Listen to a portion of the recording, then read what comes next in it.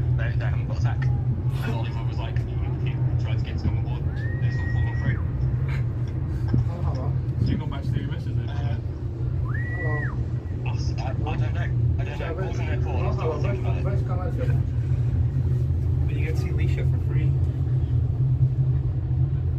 I get paid to see you, but I get paid to have sex. It's going to be brilliant. But like, at the end of the day, I don't know. I'm still a bit iffy about it because I've got interviews lined up. I've got opportunities I've applied for a week. Kurwa, taką wielką nie. Yeah. So, yeah, long for a couple of weeks. 5 razy.